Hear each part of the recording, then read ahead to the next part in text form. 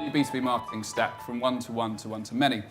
So I'm going to start by telling a brief story of since I can remember the B2B landscape.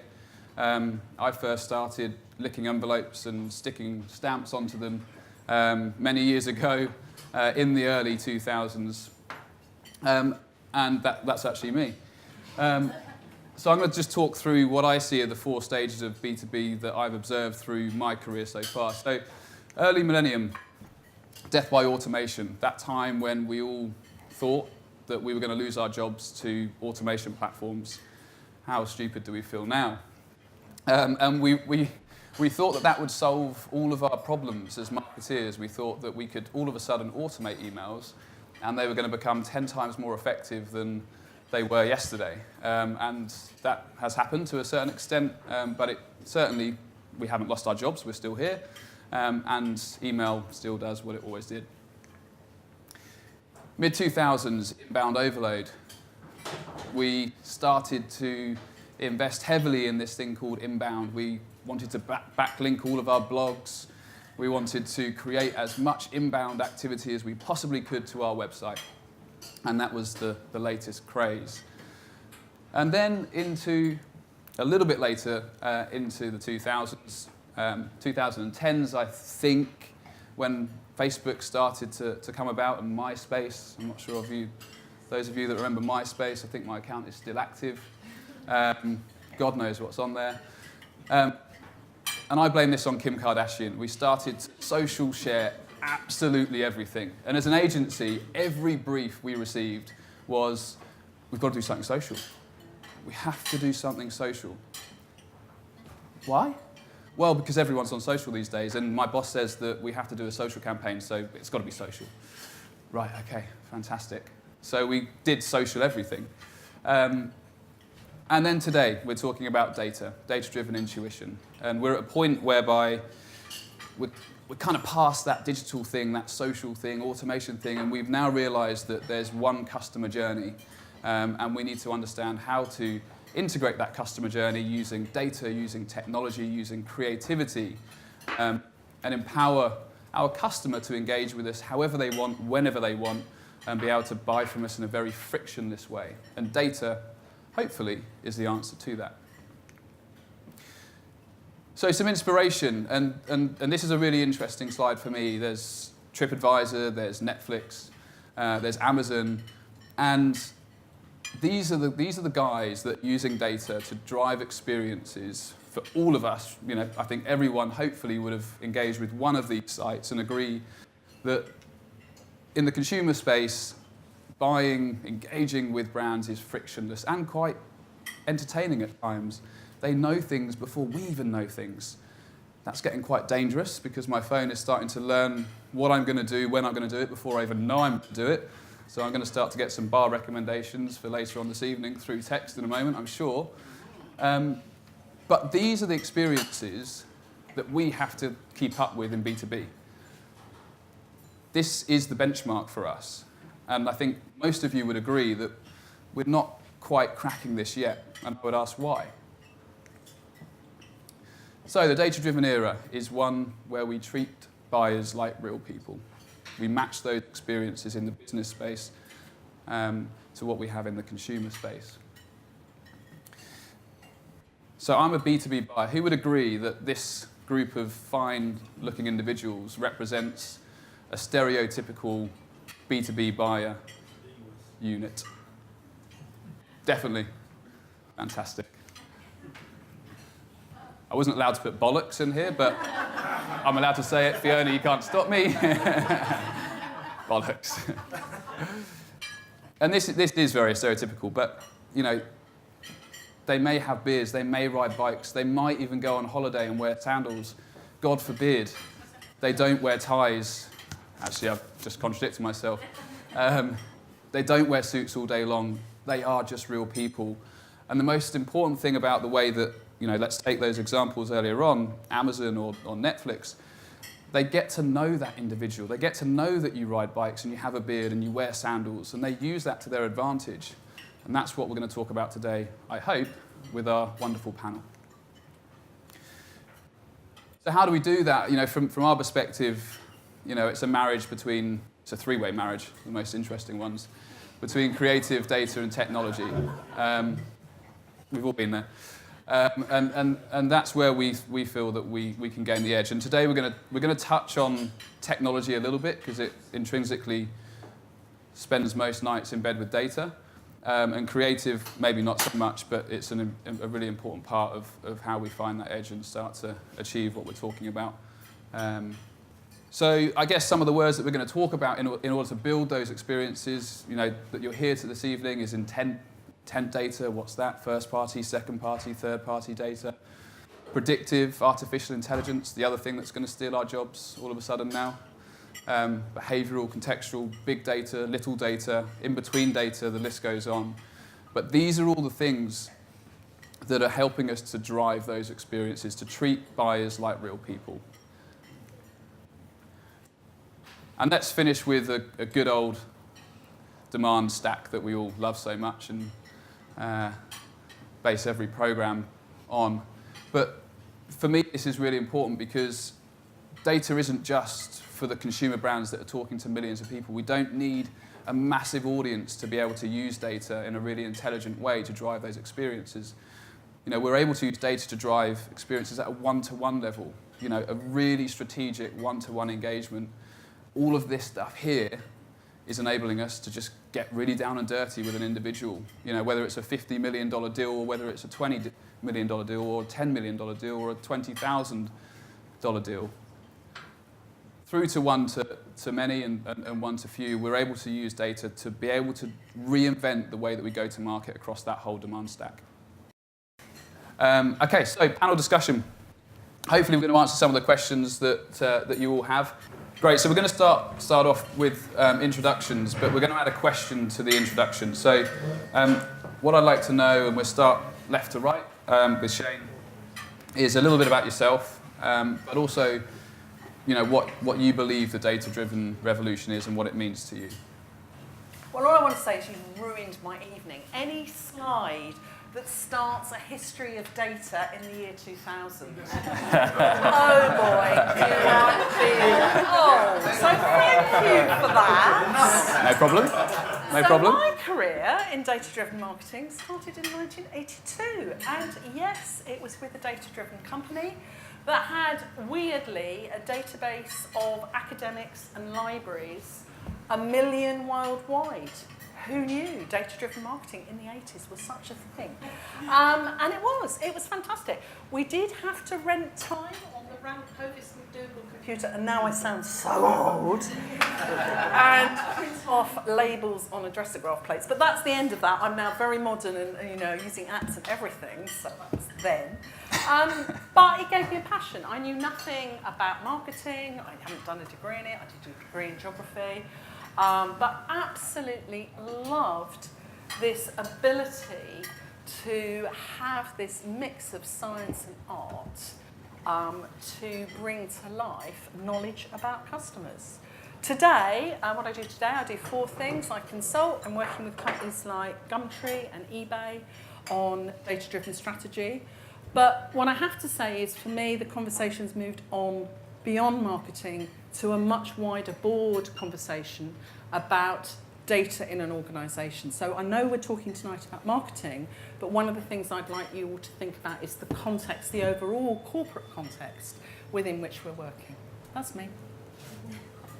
Old. So the revolution started in 82? Yes, I'll take that one. Okay. So my journey started in the early 2000s, so I fit quite nicely with your slide. In 1982, I was probably not quite speaking. Sorry. But I started out kind of old school coding on a mainframe. I think when we talk about data driven, it's something that's been around for a long time, and it's a bit of the emperor's new clothes. But a lot of the stuff I was doing on an old mainframe, I can now do with drag and drop, and it's a lot faster and quicker, and we have more data and it's easier to access. But a lot of the kind of methodology and what we're trying to do has been around for quite a long time. So I started coding on the mainframe. I have been at Microsoft for the last 9.5 years. And I'd say that for me, being data-driven is just getting people to drop that gut feeling that they do not want to lose. So stopping going into meetings and people saying, we're going to do it like this because, you know, I've got this feeling that it's the right thing to do, and actually getting them to start using data, pulling up numbers and saying, we're doing it this way because I've got evidence to back that up. And so that's what I mean by kind of that data-driven culture within Microsoft, and really trying to drive that amongst the team. Yeah, I'm Jat Taylor. I'm Vice President of Sales over at Tech Target. We're a technology media company. I wish I'd go back as far back. I suppose I'm technically a millennial, born in '85.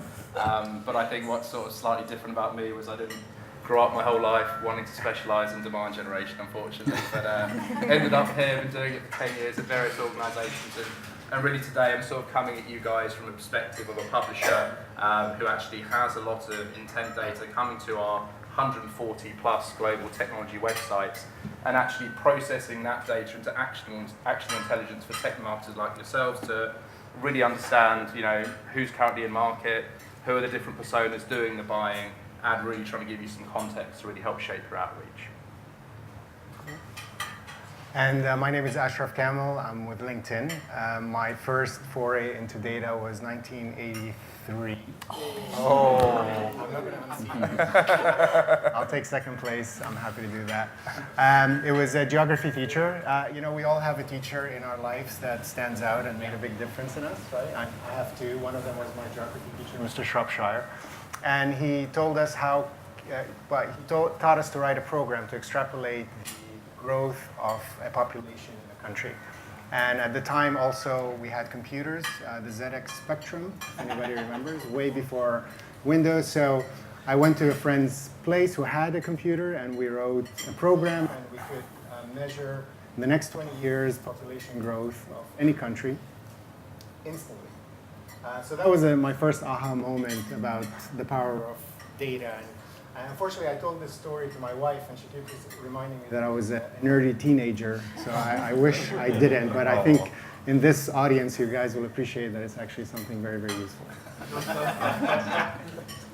So, Jan, I'm going to ask you a question here, because I think you work with a lot of organisations and in a field which has been around for a long time, but still relatively new in terms of, you know, embedding that within certain organisations. So, data-driven revolution, are we there yet?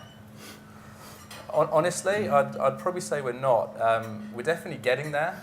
There's definite improvements, but I think I'm not just saying from perspective of technology marketers, also from the marketing technology and the intent providers out there. I think, you know, we recently launched an intent platform, and, you know, working for a true Boston, Massachusetts company, everything must be perfect, it's all going to go in smoothly and everything. Realistically, that's not what happens, right? So what we've done is we've actually taken a lot of learnings on board, and I think some of the first learnings is the fact that, you know, number one, you've got to get your own house in gear first, right? You need to be understanding what data you have available to yourselves, what are your common business goals before you can even embark upon a data-driven marketing exercise. And once you actually establish those goals within your organization, it's important to adopt a crawl, walk, run approach, because, you know, trying to actually roll out a new solution to 50 sales reps, 25 field marketers, 10 marketing operations people overnight realistically isn't going to happen, right? And it's important to really understand that, you know, each client is different. You know, I can just tell without even asking you guys, you will have different challenges, all at different stages with your marketing and your outreach. And it's really important to understand where you guys are before you go on that journey. But I think equally, you've got to ask a lot of your suppliers and providers out there to make sure they're helping you along that journey and working with your, you know, restrictions, confinements, limitations, whatever. We've all got them on either side, and it's important to understand those before we actually even embark on this. Okay, great. So that's from a third-party data perspective, which, you know, is a push. I think, you know, Rachel, from a first and second-party perspective, you obviously work with a lot of data. Are you able to add some perspective to that in terms of the maturity that you've seen within your organisation and others? Yeah, so I think it varies even within organisations. So as a marketing team where I sit, I would like to say we're fairly advanced, but I think there's still pockets where we're not. And I'd say we call it a revolution. You don't just win that overnight. It takes time and it takes cultural change. And I know that you'd like to talk about some of the cultural side of things. I think getting people to understand data and feel comfortable with it and building that kind of capacity to understand is something that takes a lot longer than just going, boom, I've got this new tech and here's some insight, go deal with it. So I think it's a slow burn, and although we've got access to a lot of data, I'd say internally our first party data is in quite a good order and we're plugging in third party, but there's constantly new data and new information that we want to use to solve new business problems that are coming up. So it's a constant iteration. It's not something that's ever going to be finished, I don't think. It's something that we're going to be continually building on. Okay. And would anyone like to talk about the types of data that we have available to us? Does everyone... No, I'm going to disagree. I'm going to say it's not a revolution at all. Because Fantastic. I don't think it is. I think to build on that point, it's an evolution. And if you say a revolution is an overthrow, my history grads there, of what's come before, and it's a completely different, it's not. The core principles of data require great quality data. You can't go on and build and do any of these other things, whether it's intent, whether it's third party, unless your core principles of great data management are in place. And unfortunately, to culture, to the point, I think the reason it may be seen as a revolution for some companies is that's never been there. But amazing companies that have been built, and there are lots of them in this room. I mean, I look around and I see people who've built careers on great data skills, is that that's been in place, and what they've been able to do is rapidly evolve as the next iteration of tech comes along. Okay. So, yes, Dave, chip in. Can we interrupt? You Of course you certainly can. You can. can disagree too. I like it. It's early on. It's a little bit too, but I'm happy. Because I think in the last 2 years things have absolutely changed. I agree with you, the integrity of first-party data has been what we've all driven towards. But now we've got intent data, we can see what consumers are consuming ahead of time. We can get that real intent around why they're doing it, what they're doing it. And that gives us a totally different perspective on what might be occurring. And then that allows us to target and then amplify the message into those organisations. And I think that's the last 2 years have just been revolutionary. And you or I have a similar vintage. Yeah, indeed. So I suppose the reason I would argue is that it's a different form of getting intent data. So absolutely, digital intent data. It's what I call dynamic. It's it changes in an instant. Yeah. But we always had intent data. Publishers. Not third party. We had third-party intent data publishers, didn't they, Jane? Collected hordes of it and made loads of money, But it's a different iteration. It's that timing. I think, yeah, So, is it technology that's changed the opportunity? Data has always been there. Is it technology that's changed that can enable us to, use this data in ways that we never imagined? To make sense of data in ways that we never imagined, and perhaps at a lower cost. So we're now able to use it as marketers and be able to pilot at lower cost. Is that perhaps the reason why that? I think it's accessibility and availability. So I think people are more aware of what is out there in terms of the intent data, and it's easier to get hold of and plug in a bit of feedback and be able to plug that into your own first-party data. So I think it is what you've seeing as a revolution is that information has always been available, but you may have had to get it in an Excel spreadsheet, or you may have had to get it in a different format before, which was much more time-consuming. Whereas now the technology allows us to get it in real time and plug it in and get things moving a lot quicker. So it is an iteration, but it's also revolutionary when you've not been using that kind of thing internally before. Just think of the opportunity where you don't have to wait for the publishers Yeah. to give you the data. If somebody's got a security breach, within 3 hours you can be targeting them. With an amplified message, while the breach is still happening. And then you look at similar predictives, so similar organisations that are then suffering that same issue and you can target those as well. Suddenly that becomes Yeah, and that kind of incredibly lookalike modelling has always been available, but it's just it's the speed with which you can get to it now. Yeah, it's the instant. It's that fast-paced life that we all love nowadays. And the volume. I mean, take LinkedIn. You know, we all used to have our own, still do, our own version of LinkedIn, but to have a public, you know, platform that allows us to have that visibility is completely different. So that democracy of data, if you like. Yeah. More data is available to wider. And what's quite interesting, I think, is that third-party discussion, which typically one of the barriers with third party is how that integrates with the existing databases, and there's obviously a lot of red tape there. Have you guys experienced any of that with organisations that you've worked with where they want to use data but they are just prohibited from a legal perspective to integrate that data into their existing systems and databases? I mean, to a certain extent, a lot of the companies that we work with are moving, they went from data-driven to data-informed, so they're becoming a lot more savvy at using the data to make decisions, and now they're trying to become data automated. They're trying to make data, build intelligence on systems so that as data is changing and evolving, it can automatically take action without having to collect data and do that. So that requires data sources that are yours, and data sources that are in the market that are continuously changing. And I'm a big fan of regulating a lot of that data so that we know what we can use and what we cannot use. But I think once the regulation is in place and everybody feels comfortable and clear about the data they can use, and we have the opportunity to give consent for what data they can use from us, I think a lot of our organizations are going to start incorporating a lot of that stuff into what they're doing. There's always the gray area, obviously. I mean, at LinkedIn, for example, when we decide to open an office in another country, we know 2 years in advance, based on membership trend and usage trend, that this country in 2 years is going to be ready and enough to monetize to build it. So the question is that data something that is ours to use, or you never know sometimes, but it's there, and make very big decisions, like opening a branch office in a new country, completely on that data. So you've touched on a really interesting subject there in terms of data and the grey area of what we can and can't use. Have you had a lot of examples where that there have been businesses that haven't used or leveraged the intelligence that you have because they're unsure around whether they can actually use it?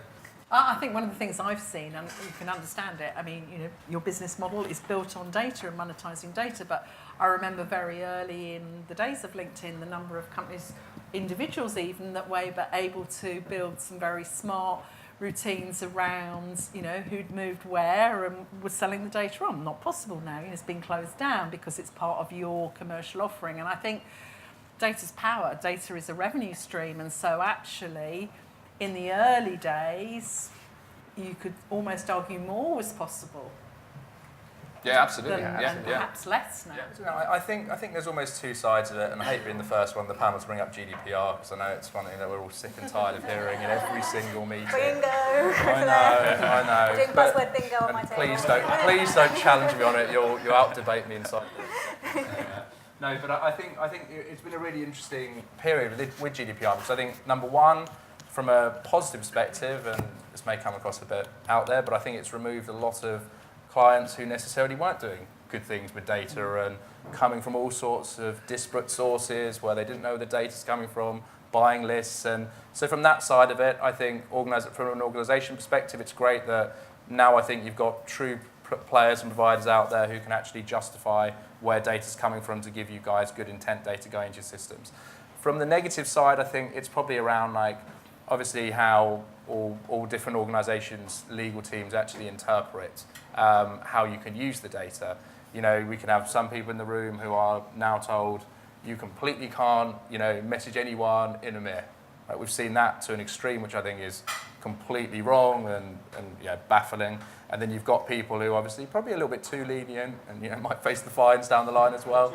But I think we're definitely seeing that pendulum swing across different organisations. But I think it's really important to get that good balance and to not be too rash with the choices making, and also to push back on legal a little bit as well, because we've all got day-to-day jobs to do, and it's important to read up and educate yourselves on what you can message and who you can target and who you can reach, because it's really important to maintain what we're doing in the room, because I think there's some really good data out there, third party but biased, but there's a lot of good data out there to use and get into your system to actually be messaging and, like we're saying, help get that view of what the customer actually does. The lawyers in our companies we need to start thinking of them as partners. And I think the challenge is it's a very complex minefield, and marketers want data now. And we sometimes make big decisions without thinking about how to bring in the legal organization and corporate lawyers as part of the process. We basically go to them in the 11th hour when we want something, or for them, the easy answer is always to default to no, because it's the safe answer. And only when you really feel strongly about challenging the no and coming to them with insights to help them understand the implications on the business and why it's important, do they then prioritize looking at that no and trying to offer you their point of view. So my advice is bring them into the conversation. Their answer of no, it's not because it's a no, it's because they have other things to do, and it's safe for them to say no. And unless the marketer says, you know what, this is so important for us that we really need to sit down and think about it, and in every single time this happened, there was a solution, and the legal team found a way to allow you to use data in a way with certain guidelines, of course. But I'm 100% sure if we incorporate them into this process, they will become a partner rather than a blocker. Agreed. I think that the regulation side of things is really interesting, because I see that the GDPR piece and the Cambridge Analytica, it's all about transparency. I think if you take a look, this will be controversial, what Cambridge Analytica actually did was incredibly intelligent and smart, and it's what all marketing teams would really want to be able to do, to psychologically profile your potential customers is what we'd all want to be able to do. But the way they did it was sneaky. They weren't transparent about it. They didn't say this is what we're going to be using your data for, because they wouldn't have captured that data otherwise. We'd all have said no chance. But I think if you're transparent and people have the choice as to how you can use their data, then I think that's fine. So your bar recommendations, you want to know what bars are out here, so you want to give your data to those customers or to those companies so they can inform your choices. So I think there's a transparency piece that we'll probably see evolve as GDPR kind of settles in, and I wouldn't be surprised if we see different data companies popping up that you own your data but can sell it on to the organisations that you want to know that information about you. So I think it's going to be a really interesting evolution of that side of things. So I think this, to Richard's point, this is where the revolution is going to happen, because actually I think boards are waking up to the fact that data is their responsibility, because how you deal with data reflects on your brand, it reflects on your employees, and it's about your company culture. So actually, I don't think it is marketing's job to go and sell into legal. The board should be saying to the compliance team, to the marketing team, this is our data strategy. Now as teams, you need to work together to make that happen. Because when it doesn't, I've just been working, and I can't say who it is, with a very large digitally born business that has launched a joint offering. It is a large brand that owns a sub-brand. They have got themselves in such a muddle that the sub-brand cannot market to the lead brand. Really poor corporate data strategy. It's got to come from the top today. We were in the past able to rely on sort of bottom up and doing it that way. Not anymore. So data is the competitive advantage. I think we all agree that, and those organisations that aren't using data to their advantage are getting left behind or in danger of getting left behind. So I agree it should be on the board's agenda, but where it's not, what do we do? If it's not on the board's agenda, then as marketers, do we just not use data to our advantage? Do we move to another organisation where they do understand the value of data? How do we go about pitching the value of data so that we can actually leverage some of the opportunities that we've got? Because I can't imagine the things that you can do with data. And I'd imagine that a lot of what you can do with data doesn't find its way to its true potential because of lots of various barriers. So how do we go about being able to really achieve all of this and use technology and data to our advantage? So I think it needs to be the cultural piece is really, really key, and making sure that it's coming from the bottom up as well as the top down. So getting that buy-in at the exec level is really, really important. And we all talk about being data-driven, and we all use it as a buzzword, it's just kind of common terminology now. So it's making sure people understand what that means within their own organisation, because it will mean different things within different organisations, I think. And I think if you don't have that exec buy-in, then they're still living in the 2000s, and they'll get there eventually. It's back to the original question: is are we in the data-driven revolution? How far have we come with it? Some organisations aren't there yet, but most companies in the C-suite are starting to recognise that they do need to be understanding that data. I think it can start in the marketing team, but it's not always going to. You've still got to talk to finance, you've still got to talk to IT. You can't work in a silo. So you need to be heroing and showing proof of concept, piloting, etc., to make sure people are seeing the value of the work you're doing, so that you can then build that into other areas of the business. And it's like looking over the fence. When you see something cool happening, everyone starts saying, "Oh, I want a piece of that." And so it's kind of building that mentality within the organisation and getting people understanding what the good stuff looks like. Yeah. Okay. So how from your perspective, when you come up against those barriers, how do you find your way around? Is it just marketing that you're talking to? Do you go and sell the value of the data that you bring to the table to other stakeholders? What's the usual process that you go through? Yeah, I mean, our traditional buying persona has always been technology marketers, like yourselves in the room. So they've always been the traditional client. Now we've moved to a bit of a SaaS platform. We also obviously are selling towards sales personas, operations personas in the business as well. And I think that's almost what we do is we're selling across different business units, and data's no longer just going into the marketing team anymore. It's being used by so many different teams. It's important to know the stakeholders, but to really try and actually, I agree with the panel from either side. Really, I think the top down needs to happen within businesses, because you can't just have a siloed view of first-party data and judge a whole business upon it. There's so much of a blind spot you're missing on what your customers are doing, not leveraging third-party. So that conversation needs to be up at the board level, coming down. But likewise, there's a lot of, it says a lot of, not too digitally savvy boardrooms out there still, and obviously that then becomes like, giving the marketers, the sales organisations a voice in the business to go up and have those conversations. And because I think that's one thing that I've really seen with data is the fact that, now with marketing, it's great. Like we work with marketers and we're like, okay, here's some, here's data and here's what your customer are doing.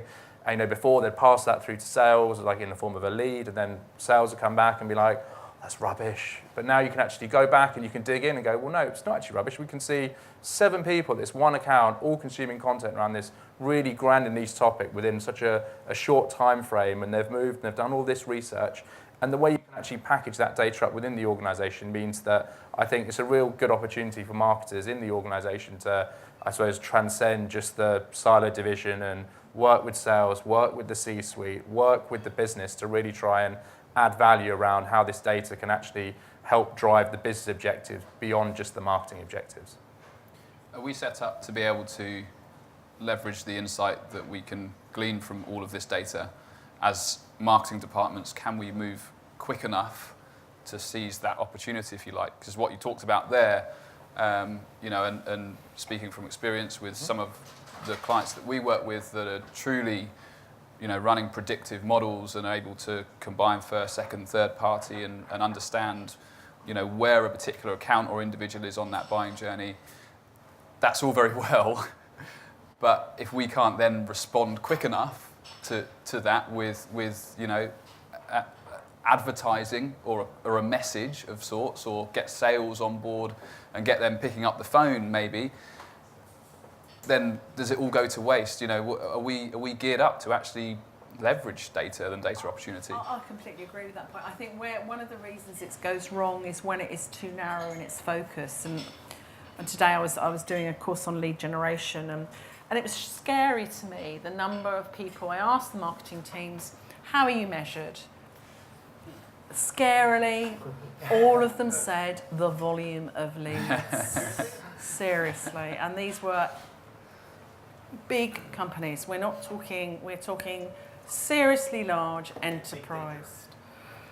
Just worrying. So, we've got to get our own house in order. We've got to understand, we're going to talk at the board level about business value, but also go and understand, to me, it's actually, you said evidence-based, to your point, where are the problems? Because go and create fantastic campaigns, loads of brilliant demands, intent, can't fulfill them because actually we don't have the resources in place to be able to fulfill that demand. Doing the wrong thing for the business. So I think marketers have to grow up a bit and go and ask some awkward questions. Not very popular. Sometimes, you know, I'm going to dig around in sales and go, oh, I've been just looking at the call data and you know those 493 leads that we generated for you?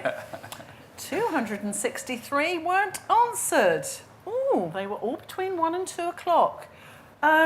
Sales, when's the lunch break? It's that level of granularity because amazing leads, rubbish customer experience. Yeah. And doesn't that bring the internal data you generate about the business into the conversation? Absolutely. Looking at the third party or the first party data is all well and good, but if your internal data hygiene, as it were, Yes. isn't up to scratch, it falls apart. And that's really what I suppose I'm saying is that there's too much focus on out there and not getting a really robust structure in place first. Absolutely. And those relationships as well internally. So there's always that friction between sales and marketing. So when you generate a lead, chuck it over the fence to sales, they're like, it was rubbish. And then we're complaining, why haven't you followed up on these leads? So there's that relationship building piece that needs to happen as well as that data piece. So I've recently taken over a field marketing team from here. First thing I did is match the comp plans of the field marketers with the sales teams they support. And instantly overnight it meant that those leads, the marketers were more focused on qualifying them properly, and the sales were more willing to accept them, even if they weren't in a ready to sign state. And that for me was a real transformation point in that process. Yeah, and you're seeing that with like SDR teams now rolling up to marketing as well, making sure they're obviously of that caliber before they're being passed through to the field, for example, now. And I think that's been an evolution. So I think, like we said, we're getting there, but every organisation is very different. And you know, I agree with the point. Everyone's really got to get their own house in order. You need to know where you are first. You can't just embark on a data exercise and think you're just going to completely change the business, get everyone bought in. Like we said, it's not going to happen overnight. And it's a case of, right, what are your business challenges today? How can data help solve them?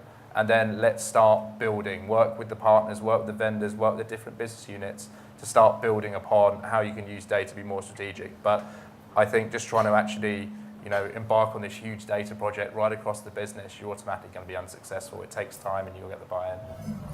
And that's a really good point. My question back to you guys is, how do you transform a traditional, say, field marketing function that's so focused on volume and events to be kind of digitally and data savvy? Because actually for me, you can have all the data in the world and you can have all these data scientists that show you great dashboards, but if my field team can't execute on actually kind of putting a strategy together behind it, what do you do? So You hired. what are your kind of So the tips the gentleman mentioned to me, get the right KPIs in place. You know, that fundamentally is so important. And so, you know, trying to align that. I did a big piece of work last year out in Switzerland, exactly this sales-led, EMEA business. The sales had all the power, loved events, World of Concrete, oh my God, you know, 3-tier stand, amazing stand at World of Concrete. And the reason they were going, purportedly, to support the budget, marketing were doing it, lead generation. It wasn't about leads at all. It was face-to-face customer contact with difficult-to-reach customers who did come to this event. But we were measuring the wrong thing, because actually if you measured it on new opportunities, leads, disaster, not worth the money. But if you looked at customer value, quality of time that they spent, completely different, and the right set of metrics, it was worth doing. So the first thing is to work out, what do sales want, what do they need, you know, and is that going to fulfill it? What about big training them on like propensity and intent? So they have all this data, but they're turning that into actionable insight and making smarter decisions on why would we promote perhaps a certain solution versus another. I think that's a real challenge we're all going to have. Keep it simple. Just give them a great big burst of flame when it lands, and that lead comes into on their laptop, and they see this big flame, and that's a hot lead. Works every time. There's an element of data literacy that you need to build in broader teams. So running a data science team, I'm aware that there's a team of 60 other marketers around me who have no idea when I start talking about propensity and intent. They don't care about those buzzwords. They just want to know what that means for them, and it needs to be relevant for them. So we've tried every single channel available. We have podcasts, we have blogs, we do lunch and learns, we do all sorts of different things to try and get people engaged, and we try and make it as relevant to that specific team as possible.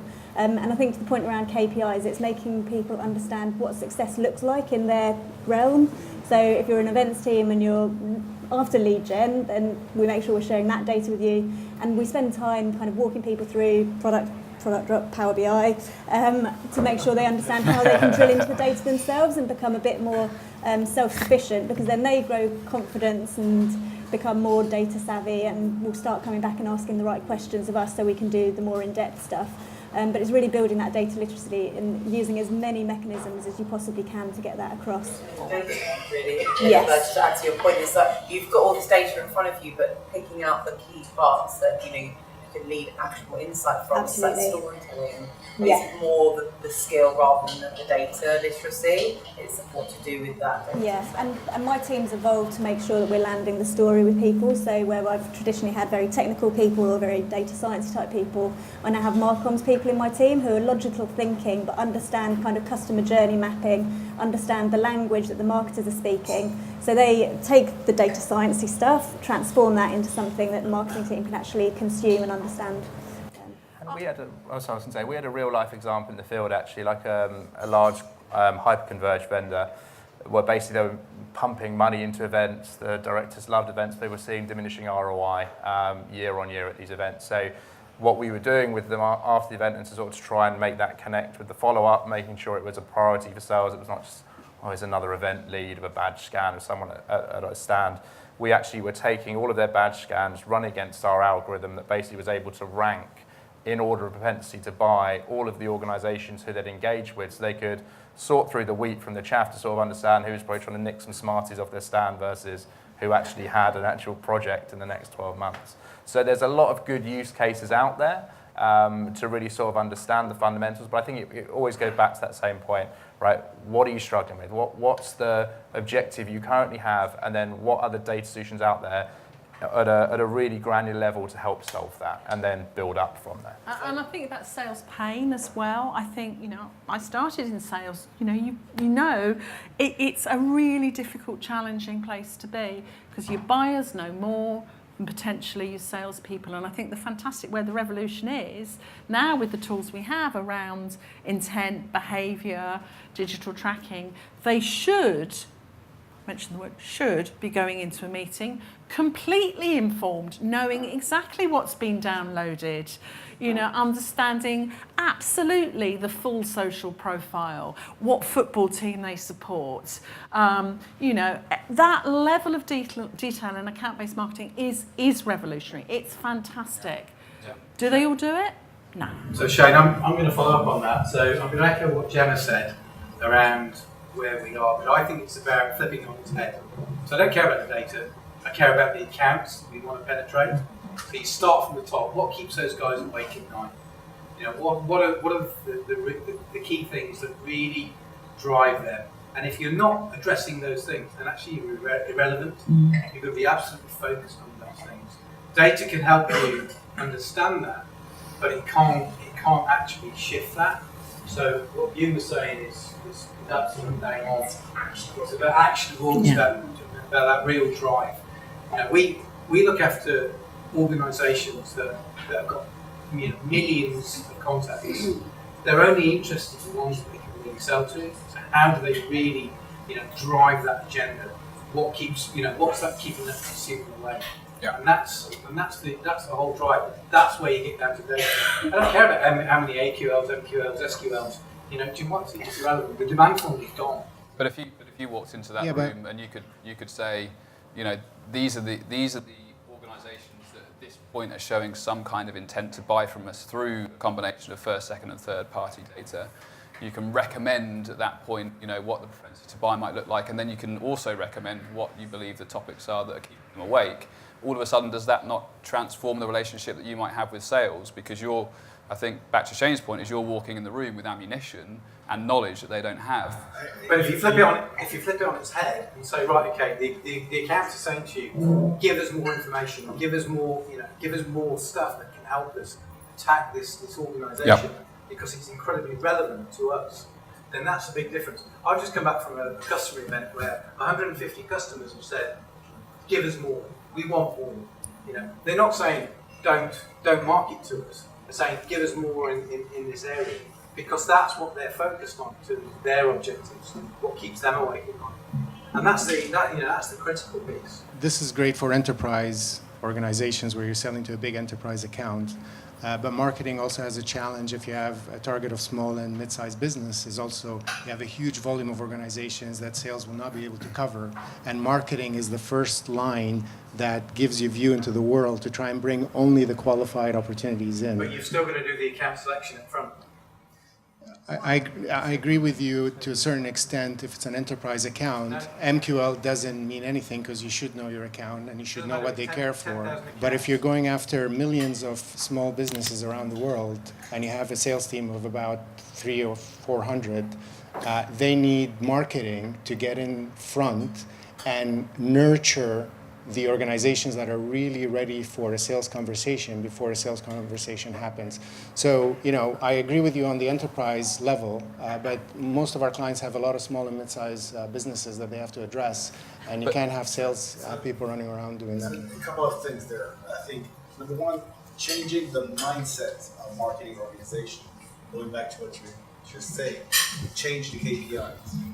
Even if you sell to mid-size, when you sell something to a business, you don't have many chances that there's only one decision maker. So in all cases, you're facing the same thing. Right? MQLs are not going to bring us success in the B2B area. Right? So changing the metric to be more congruent with sales would take us there. So starting from the opportunity, that one they understand. They don't care about MQLs because they will already, especially if they have a bad quarter, they'll turn back and say, all the MQLs you gave me are, useless, right? Wrong. Opportunity, they understand. Right? Now, what do they want to do with the pipe? Because we're talking a lot about pipe creation here. But I'm facing a lot of different sales leaders that are looking for different things. Sometimes the pipe stock is in the right place. They need pipe maturing because they need to close the quarter and the fiscal year, and they need some help on that. I don't believe marketing can help in that area. Wrong. So I would start there. Change the metrics for marketing team in B2B. Start with opportunity for volume. Value is also important. Sometimes we spend a lot of time in volume, a lot of leads. Yeah, but those guys have 10, 20 million to close the quarter. Volume is vanity. I think we have just reached the point where the conversation can now continue within the tables. Some really good questions from the floor. To just go one step beyond, it's not just creating stuff and maturing the pipe. You need to enlarge it to customer experience. Because we're selling to part of the company, and then some other part of the company is suffering. And that will endanger your sales process. So it's not only about sales. It's about a lot of other department in the organization to offer a real customer experience to your existing customers and to your prospect, whatever the size of the company. Yeah, and I think, to finish off, enterprise, SMB, millions of accounts, one account, data can enable you to understand more about that account and transform the engagement that you have with them across the board. So enterprise, SMB, it doesn't matter. Data is still an advantage.